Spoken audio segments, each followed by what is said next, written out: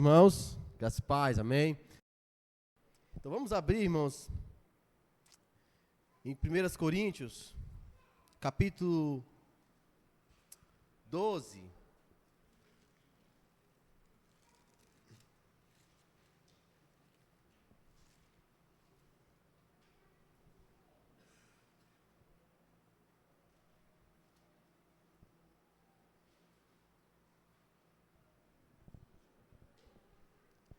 Primeiras Coríntios, capítulo 12, já há um bom tempo, né? Nós estamos meditando na carta aos Coríntios. Já temos aprendido bastante coisa. Temos tentado colocar em prática aquilo que nós temos aprendido. E nessa noite nós vamos dar sequência, né? Nós estamos nos aproximando do final da carta. Já estamos no capítulo 12. Daqui para frente apenas teremos até o capítulo 16, e assim nós vamos encerrar a exposição em 1 aos Coríntios. Então, vamos ver o texto, irmãos, está lá no capítulo 12. É uma leitura longa, mas uma leitura gostosa de se fazer. Assim diz Paulo: Irmãos, não quero que vocês estejam desinformados a respeito dos dons espirituais. Vocês sabem que quando eram gentios, se deixavam conduzir aos ídolos mudos, conforme vocês eram guiados. Por isso quero que entendam que ninguém que fala pelo Espírito de Deus afirma anátema Jesus. Por outro lado, ninguém pode dizer Senhor Jesus, senão pelo Espírito Santo. Ora, os dons são diversos, mas o Espírito é o mesmo. E também há diversidade nos serviços, mas o Senhor é o mesmo. E há diversidade nas realizações, mas o mesmo Deus é quem opera tudo em todos. A manifestação do Espírito é concedida a cada um visando um fim proveitoso. Porque a um é dada, mediante o Espírito, a palavra da sabedoria. A outro, segundo o mesmo Espírito, a palavra do conhecimento. A um é dada, no mesmo Espírito, a fé. A outro, no mesmo Espírito, dons de curar. A outro, operações de milagres. A outro, profecia. A outro, discernimento de espíritos. A um é dada a variedade de línguas. E a outro, capacidade para interpretá-las. Mas um só e o mesmo Espírito realiza todas essas coisas, distribuindo-as a cada um, individualmente, conforme ele quer. Porque assim como o corpo é um e tem muitos membros, e todos os membros, mesmo sendo muitos, constituem um só corpo, assim também é com respeito a Cristo. Pois em um só Espírito, todos nós fomos batizados em um só corpo, quer judeus, quer gregos, quer escravos, quer livres. E a todos nós foi dado beber de um só Espírito. Porque também o corpo não é um só membro, mas muitos. Se o pé disser, por que não sou mão, não sou do corpo? Nem por isso deixa de ser do corpo. Se o ouvido disser, porque não sou olho, não sou do corpo. Nem por isso deixa de ser corpo. Se todo o corpo fosse olho, onde estaria o ouvido? Se todo ele fosse ouvido, onde estaria o olfato? Mas Deus dispôs os membros, colocando cada um deles no corpo como ele quis. Se todos, porém, fossem um só membro, onde estaria o corpo? O certo é que há muitos membros, mas um só corpo. Os olhos não podem dizer à mão, não precisamos de você. E a cabeça não pode dizer aos pés, não preciso de vocês. Pelo contrário, os membros do corpo que parecem ser mais fracos são necessários, e os que parecem menos dignos no corpo, a estes damos muito maior honra. Também os que em nós não são decorosos, revestimos de especial honra, ao passo que os nossos membros nobres não têm necessidade disso.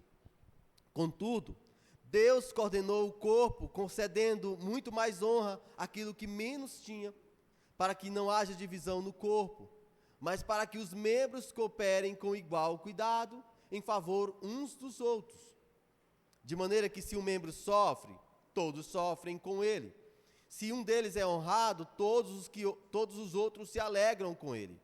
Ora, Vocês são o corpo de Cristo e individualmente membros desse corpo. A uns Deus estabeleceu na igreja, primeiramente apóstolos, e em segundo lugar profetas, e em terceiro lugar mestres, depois operadores de milagres, depois os que têm dons de curar, ou de ajudar, ou de administrar, ou de falar em variedade de línguas. Será que são todos apóstolos? Será que são todos profetas? Será que são todos mestres? São todos operadores de milagres? Todos têm dons de curar? Todos falam em línguas? Todos têm o dom de interpretar essas línguas? Entretanto, procure com zelo os melhores dons. Amém? Oremos. Senhor, nós estamos diante da Tua palavra e nós sabemos que ela é poderosa, ela fala aos nossos corações. Ela é eficaz, Senhor, ela é viva. E eu peço que o Senhor nos ensine nessa noite, que saiamos daqui edificados por ela. Que o Senhor me use, que o Senhor me dê sabedoria, que o Senhor me encha de conhecimento, para que o Teu nome seja glorificado nessa noite. Em nome de Jesus é que eu oro e te agradeço. Amém. Irmãos, a igreja de Coríntio, Paulo escreve com o propósito de ensiná-los, de exortá-los. A igreja de Corinto era uma igreja que Deus havia abençoado ela de uma forma poderosa. Era uma igreja onde havia uma diversidade de dons. O apóstolo Paulo, logo no capítulo 1, ele disse que Deus os enriqueceu em tudo. Então, eram irmãos que foram receptores do poder de Deus. Deus havia capacitado aquela igreja para que ela fosse uma agência do reino de Deus naquela cidade onde a cultura era uma cultura pagã. Paulo diz que, meus irmãos, Deus enriqueceu vocês de uma tal maneira que não lhes falta nenhum dom. No entanto, nós vemos logo no início da carta que havia muitos problemas na igreja. Um deles era que havia brigas, disputas. Muitos irmãos estavam criando um ambiente de confusão. Havia um partidarismo muito forte na igreja. Havia um grupo que se dizia de Paulo, outro que se dizia de Pedro, outro que se dizia de Apolo, e outro ainda que se achava melhor, que se dizia que era de Cristo. Estava uma igreja dividida, e Paulo escreve com o intuito de exortá-los. Mas não havia apenas esse problema de confusão. A igreja estava sendo contaminada pela imoralidade, pela cultura pagã. E ali havia a prática de imoralidade sexual. Ali também havia um ambiente propício para a idolatria. Muitos daqueles que participavam ali da igreja, o passado deles era o envolvimento com a idolatria.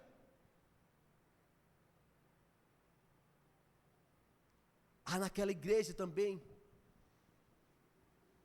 um espírito de egoísta, onde uns estão menosprezando os outros, uns estão se orgulhando de seus dons. O próprio Paulo diz: o que vocês receberam que não lhes foram dado? Então, eles estavam ali se orgulhando daquilo que haviam recebido de Deus. Era um ambiente de disputa, de orgulho, de inveja, de desprezo. Havia alguns também que estavam sendo influenciados pela cultura idólatra. E no culto havia a expressão de falsos dons. Nós vamos ver que, inclusive, no culto havia aqueles que estavam blasfemando no nome de Cristo. Ainda havia mais um problema, porque a igreja de Corinto estava sendo bombardeada com falsas heresias, vinda de falsos mestres, que Paulo os intitula de super apóstolos. Eles questionavam o ministério de Paulo, a autoridade de Paulo, e se colocavam como os líderes da igreja. eram pessoas que se gabavam dos prodígios que faziam, se gabavam da sabedoria e do conhecimento que possuíam. Eles não estavam centrados em Cristo, mas em si mesmo. E os coríntios, irmãos, estavam impressionados com isso. Eles estavam à procura de dons sobrenaturais. Então, por conta disso, é que Paulo vai escreve para que pudesse resolver essa confusão que estava acerca dos dons espirituais. Então, logo nos versículos 1 e 2, você pode perceber que havia uma necessidade de informação acerca dos dons espirituais, porque havia uma confusão, havia uma desinformação. E a desinformação, como nós já falamos, ela se originava do envolvimento daqueles irmãos com a idolatria pagã. Olha só o que Paulo diz: irmãos, não quero que vocês estejam desinformados a respeito dos dons espirituais. E aí ele diz: vocês sabem que quando eram gentios, se deixavam conduzir aos ídolos mudos, conforme vocês eram guiados. Então, eles estavam ainda envolvidos com a cultura idólatra. E nesse ambiente, havia a proliferação de dons falsos. A partir do versículo 4, Paulo vai dizer que a capacitação da igreja, ela vem por meio de Deus, através da obra do Espírito Santo em nós, e tem como objetivo o benefício de todos. Olha só para o versículo 4. Ora, os dons são diversos, mas o Espírito é o mesmo. Paulo diz que há uma variedade de dons. São tipos diferentes de dons. E Paulo diz que aquela igreja não faltava nenhum dom. Era uma igreja que havia sido capacitada pelo Espírito de Deus, a obra do Espírito. Mas o que são dons espirituais, irmãos? Os dons espirituais são capacitações, são habilidades concedidas pelo Espírito de Deus para a edificação da igreja e expansão do reino de Deus neste mundo. Os dons são ferramentas úteis e necessárias para o serviço do reino. Deus capacitou a igreja com habilidades, com capacitações. Irmãos, nós vemos logo que Jesus ele está ensinando aos discípulos, ele diz: olha, eu irei para o Pai, mas eu não vos deixarei órfãos, eu enviarei o Espírito Santo, ele vos ensinará, o Consolador. Por que você acha que logo no início da igreja, a igreja se expande? Homens que estavam com medo, com receio, intimidados por conta da morte de Jesus, agora eles passam a proclamar o Evangelho com ousadia, porque eles receberam essa capacitação. Talvez você pergunte: mas qual é o momento em que recebemos essa capacitação? A Bíblia diz que nós recebemos a capacitação no momento em que nós cremos, no momento em que nós nos arrependemos. O próprio Jesus diz em Atos 1:8: mas recebereis poder ao descer sobre vós quem? O Espírito Santo. Essa capacitação, ela vem no momento em que cremos. Pedro diz, no capítulo 2, versículo 38, arrependei-vos, e cada um de vós seja batizado em nome de Jesus Cristo, para que vocês recebam o dom do Espírito Santo. É o momento em que nós cremos, e o apóstolo Paulo diz que no momento que nós cremos, nós somos selados com o Espírito Santo da promessa, nós recebemos uma marca, nós recebemos um poder que antes nós não tínhamos, e esse poder, ele insere em nós essas habilidades, essas ferramentas, essas capacitações. Meus irmãos, é o selo do Espírito, que nós recebemos quando cremos. O dom do Espírito Santo, O dom do Espírito Santo, ele é recebido no momento que nós cremos. Aí há uma confusão que ainda hoje ela se perpetua nos nossos dias. Há uma diferença entre o dom do Espírito Santo e ser cheio do Espírito Santo. O dom do Espírito Santo nós recebemos no momento em que nós cremos. Ser cheio do Espírito Santo, irmãos, é um processo. E Paulo diz, não vos embriagueis com o vinho, mas enchei-vos do Espírito. É o transbordar do Espírito que vem com a nossa santificação, com o desenvolvimento da nossa salvação. Meu irmão, eu quero que você saia com uma esperança aqui. Se você é um crente verdadeiro, saiba que você recebeu pelo menos um dom. Não tem nenhum crente que não recebeu essa capacitação. Todo crente possui ao menos um dom. Por quê, irmãos? Porque habita o Espírito. O Espírito não nos deixa infrutífero. João diz que se alguém não tem o Espírito de Cristo, esse tal não é dele, não pertence a ele.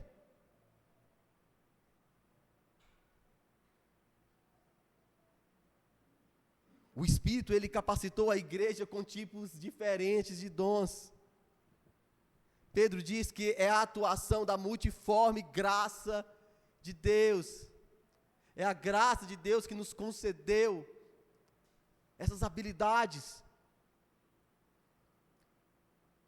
Essas variedades, elas são importantes. E nós vamos ver mais na frente. Por quê? Por que Ele nos concedeu ferramentas, capacitações, dons diferentes? Meus irmãos, a capacitação do povo de Deus é resultado da ação do Espírito, que concede os dons. O Filho oferecendo oportunidades de serviço, e o Pai garantindo o cumprimento da tarefa. Na capacitação da igreja, a Trindade está envolvida.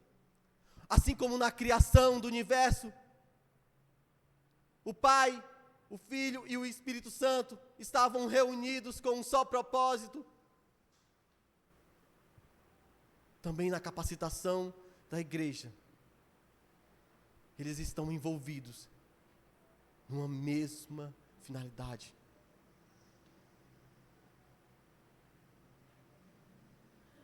Jesus disse: eu e o Pai somos um.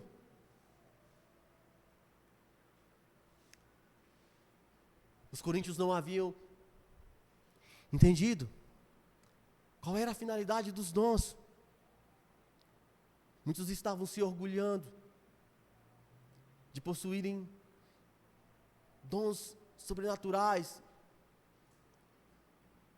Mas Paulo diz que aqui que a finalidade dos dons, olha só no versículo 7. A finalidade dos dons é o benefício de todos. Ele diz que a manifestação do Espírito é concedida a cada um visando um fim proveitoso. É o benefício de todos. Os dons, eles foram concedidos para o aperfeiçoamento dos santos, no desempenho do serviço, visando a edificação do corpo de Cristo. Irmãos, Deus vem ao longo da história da humanidade, capacitando os seus servos, com diferentes habilidades. Nós vemos que logo, quando Deus ordena a construção do tabernáculo, Deus dá habilidades especiais a homens. Então Deus vem capacitando o seu povo durante toda a história. Mas antigamente, no Antigo Testamento, nós vemos que o Espírito, ele vinha se manifestava em uma ocasião especial. Mas agora o Espírito, ele vem fazer habitação em nós. Ele vem fazer morada em nós. A partir do versículo 12, do versículo 8, irmãos, até o 11, Paulo vai exemplificar como essa diversidade dos dons, ela se torna visível entre nós. Quando o Espírito se manifesta, quando o Espírito desceu, capacitou a igreja, isso se tornou o quê? Visível. O que ocorre lá no Pentecostes? No Pentecostes? Todos começam a ver. Todos começam a perceber que algo diferente havia ocorrido. Paulo vai apresentar, versículos 8 a 11, que uma lista com 9 tipos diferentes de habilidades que são dadas aos crentes. Ele fala aí, por exemplo, na sabedoria, conhecimento, fé, dons de curar, operação de milagre, profecia, discernimento de espírito, variedade de línguas, capacidade para interpretá-las. E aqui eu abro um parênteses, irmãos, porque aqui não é uma lista que nós chamamos de exaustiva. Ela não se encerra aqui. Existem uma variedade de dons, de habilidades que Deus nos deu. Aqui Paulo usa exemplos de diferentes tipos de dons. Se você perceber, lá no versículo 28 do capítulo 12, no mesmo capítulo, ele vai apontar outros dons, como o de ajudar, administrar. Em Efésios, Paulo traz outra lista. Em Romanos 12, Paulo apresenta também novamente uma lista. Ele fala sobre profecia, ministério pastoral, ensino, exortação, contribuição, liderança, demonstração de misericórdia. Então, não fique nervoso. Você possui alguma habilidade dada pelo Espírito de Deus. Se você deseja descobrir o seu dom, a primeira atitude é se colocar disponível para servir o corpo, a igreja.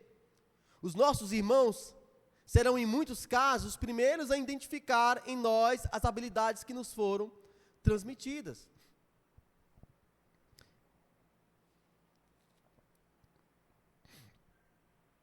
A garganta está... Irmãos, eu estava conversando com um dos missionários que veio. Ele disse o seguinte: nós perguntamos, indagamos ele a respeito do chamado dele. Porque às vezes você pensa que um anjo vai descer do céu, né, e vai te dizer, você é o escolhido. Ele disse, não foi assim que aconteceu, não. Eu estava servindo a igreja. E nesse serviço, os irmãos começaram a identificar que havia em mim uma habilidade para o ministério. E eles mesmos foi que me comissionou para o ministério. Então, é nesse serviço, no corpo de Cristo, que às vezes você não vai nem... Você tem dúvidas ainda, mas os irmãos eles vão perceber. Porque sabe, você olha para fulano e você vê, rapaz, aquela pessoa ali, ele é um servo. É uma pessoa que está disposta. Quando faz um chamado, ele é o primeiro a levantar a mão. Ele se coloca na disposição de servo. Outros que você olha para aquela pessoa e você é uma pessoa que exorta. Tem uma capacidade para exortar, ele encoraja, ele anima. Outros têm uma capacidade de administrar. Outros têm uma capacidade de liderança. Irmãos, isso quem dá é o Espírito. Mas descobrir não basta. É preciso desenvolver. Primeiramente, nós temos que decidir se engajar no corpo. Porque se você é um daqueles que vem aos domingos e volta para sua casa e não se envolve com a igreja, não se envolve com os irmãos, você não vai descobrir seu dom. Primeiramente, é decidir se engajar no corpo. A partir desse engajamento, você vai descobrir. As outras pessoas vão apontar isso em você e desenvolver. Como é que desenvolve, irmãos, os nossos dons? Nós os desenvolvemos pelo agir de Deus, no serviço. Deus vai efetuando em nós o querer e o realizar. Ele vai promovendo em nós mudanças. Ele vai nos equipando. Ele vai nos transformando. E cada vez nós vamos conhecendo a Ele, experimentando a vontade dEle e vamos sendo aperfeiçoados. E o aperfeiçoamento se dá nesse contato um com o outro também. É no contato, é no toque, que nós vamos sendo lapidados. Se você quer lapidar uma pedra, você tem que encostar uma na outra, né? Até o ponto de ficar bem, a superfície lisa. Então, é esse engajamento que irá fazer com que você descubra qual é o seu dom. A tarefa de distribuir os dons, ela é feita pelo Espírito. Está lá no versículo 11, conforme Ele quer. Olha o que Paulo diz, mas um só e o mesmo Espírito realiza todas essas coisas, distribuindo-as a cada um individualmente, conforme Ele quer. Ele faz isso de forma individual. E Ele faz isso conforme a sua vontade. Aqui, uma consequência que nós podemos tirar daqui é que não somos nós que vamos atrás dos dons. Não somos nós que vamos escolher qual dom eu vou ter. Eu quero o dom do irmão Gideão, ele tem uma capacidade de administração. Eu quero o dom do chefinho, que é um cara que serve. Outros podem dizer, eu quero o dom do ensino. Quem dá é o Espírito. Ele é quem distribui. É Ele que concede.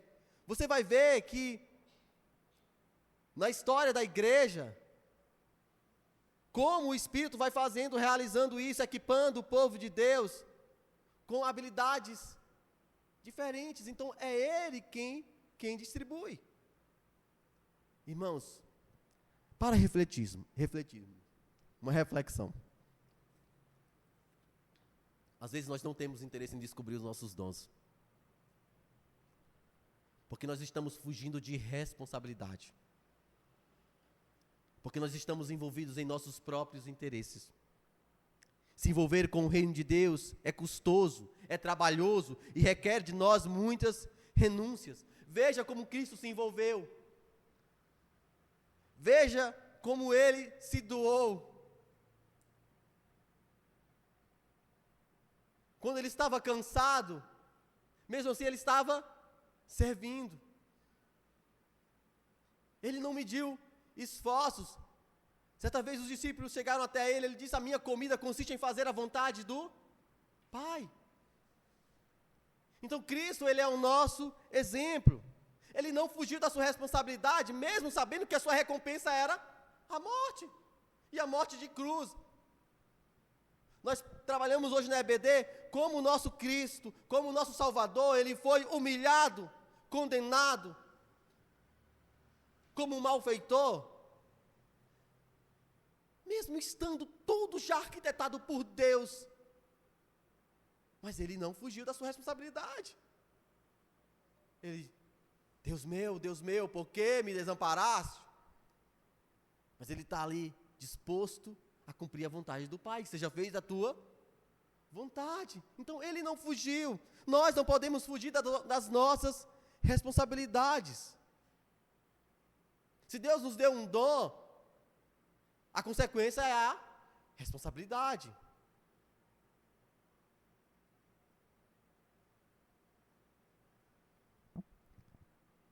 Uma aplicação. Nós não devemos usar os nossos dons como meio de autopromoção, com orgulho e egoísmo, mas sim como instrumentos de crescimento para a edificação de nossos irmãos em amor.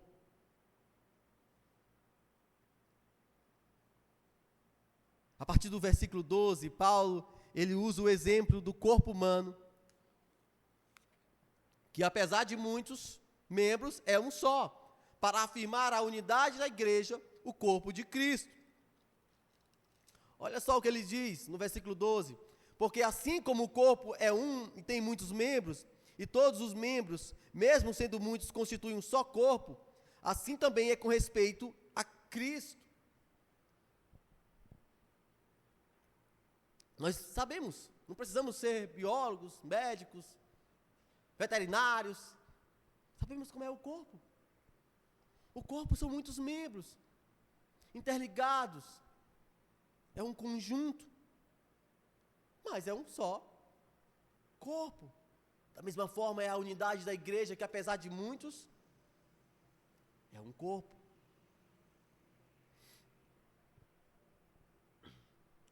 A unidade da igreja, ela é obra do Espírito Santo. Paulo diz isso no versículo 13. Também nesse versículo, Paulo vai utilizar duas expressões para caracterizar a obra do Espírito na vida da igreja. Ele diz que nós fomos o quê? Batizados em um só corpo. E que nós bebemos de um só Espírito. O batismo nós já vimos. O batismo é o momento em que nós cremos em Cristo Jesus. Nós somos selados com o Espírito de Deus. Beber de um só Espírito. Jesus disse que aquele que crê em mim, do seu interior, fluirão rios de água da vida. E ele estava se referindo a quem? Ao Espírito de Deus. O interessante aqui também nesse versículo 13, é que o Evangelho, ele tem o poder de incluir pessoas distintas, de raças diferentes, de tribos diferentes, de povos diferentes. Paulo diz que,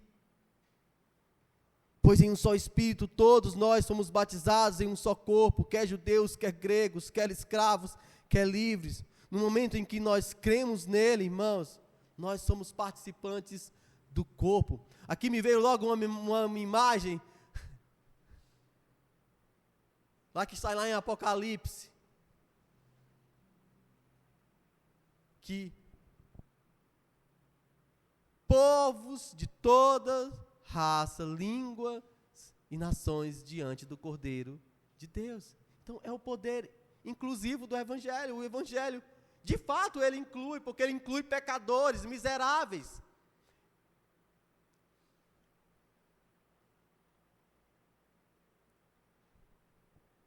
A partir do versículo 15, no versículo 15, Paulo vai dizer que, em vez de se comparar com o outro, devemos exercer a função que Deus nos deu. A comparação, ela é fruto de um coração idólatra, controlado pelo sentimento de inveja. Olha só, no versículo 15. Se o pé disser, porque não sou mão, não sou do corpo, porque não sou mão, não sou do corpo, nem por isso deixa de ser do corpo. Se o ouvido disser, porque não sou olho, não sou do corpo, nem por isso deixa de ser do corpo. Então, eu estava vendo no âmbito da igreja, no seio da igreja, uma comparação. Uns estavam querendo os dons dos outros. Sentimento invejoso.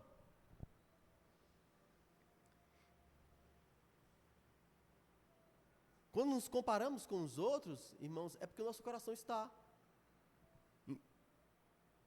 dominado pela inveja. Queremos o que o outro tem.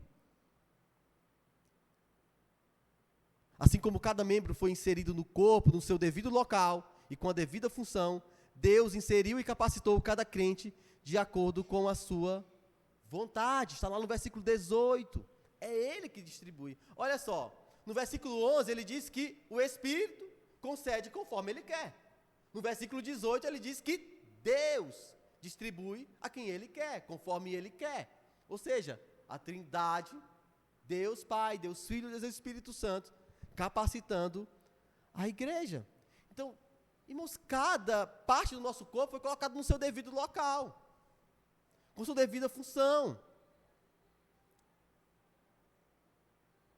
Se uma parte não cumpre o seu papel, um órgão vai ficar sobrecarregado, vai sofrer. Da mesma forma, somos nós, os crentes. Se nós não cumprimos a nossa missão, também uns ficarão sobrecarregados. A partir do versículo 21, Paulo vai dizer que no corpo de Cristo não há independência, mas interdependência. Estava ocorrendo na igreja que uns estavam desconsiderando os outros. Olha só o que ele diz no versículo 21. Os olhos não podem dizer à mão, não precisamos de você. E a cabeça não pode dizer aos pés, não preciso de vocês.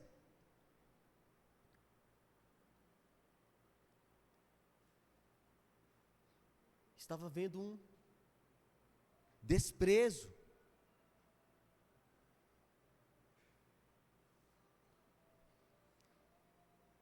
No corpo humano, cada parte cumpre seu papel de modo a garantir o funcionamento adequado do corpo. Na igreja não é diferente. Somos membros do mesmo corpo, somos servos uns dos outros. Nossa missão é viver em benefício de todo o corpo. Nós não somos um país isolado. Se você diz para um que não necessita do outro, você está agindo com desprezo. E Cristo não não nos tratou dessa maneira. Todo membro é importante no corpo. Não existe nenhum membro sem função, sem importância. A igreja, ela é aperfeiçoada em sua unidade quando nós entendemos a importância do outro. Quando nós entendemos a importância do outro. Versículo 21, ele vai dizer isso, né? Que você não pode dizer que não precisa. Já pensou como é que ele diz, olha, a cabeça dizer que não precisa dos pés? Quem vai levar a cabeça?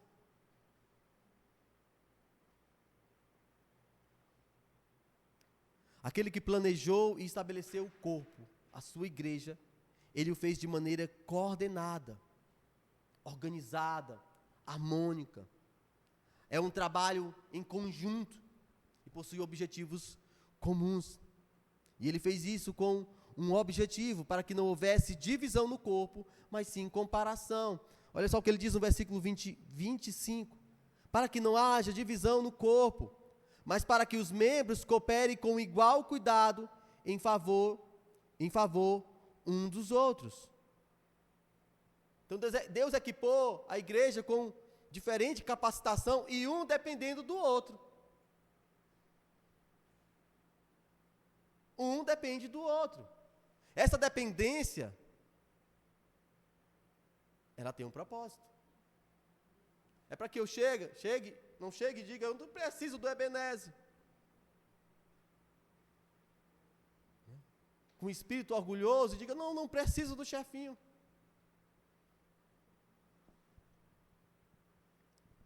Pelo contrário, precisamos uns dos outros. E essa coordenação, essa harmonia, ela fica visível entre nós, irmãos, quando nós cuidamos uns dos outros. Versículo 25, ele diz que, para que não haja divisão no corpo, mas para que os membros cooperem com igual cuidado em favor uns dos outros. Então, quando cuidamos uns dos outros, a unidade se revela. Nós estamos mostrando de fato que há uma unidade entre nós. Jesus disse que nós seríamos conhecidos pelo amor que tivéssemos uns com os outros. Se antes está ocorrendo brigas, disputas, partidarismo, onde está a unidade?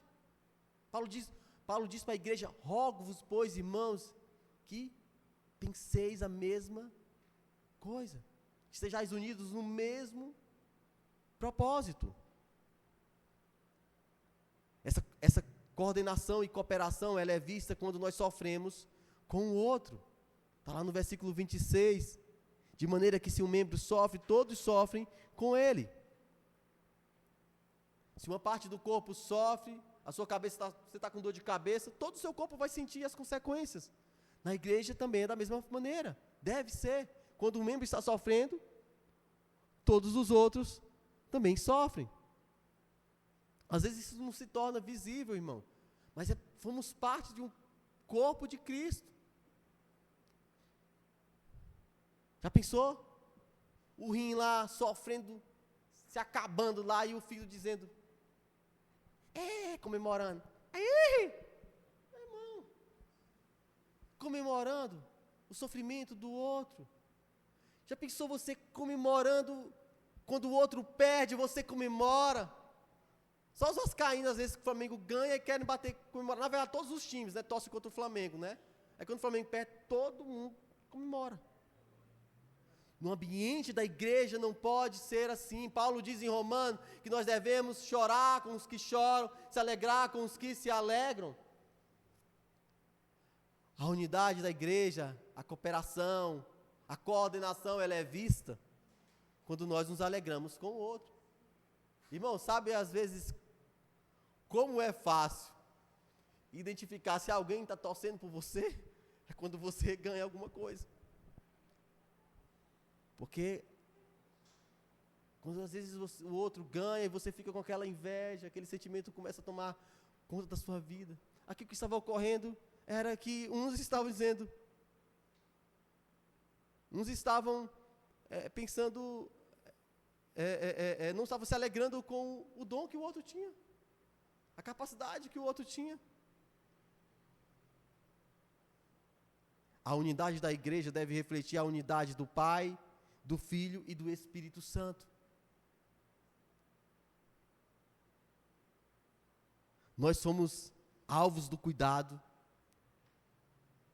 resultado do sofrimento e receptores da alegria de Cristo. A tristeza que ele suportou estava reservada para nós, mas ele suportou. Então ele cuidou de nós, ele sofreu por nós e ele nos deu alegria, uma nova vida. E é assim que nós devemos tratar os nossos irmãos. Para encerrar, de que maneira esse texto nos aponta para Cristo? Cristo, ele é o nosso padrão de servo. É aquele que desempenhou o seu serviço entregando a sua própria vida. E assim glorificar a Deus por meio de sua morte.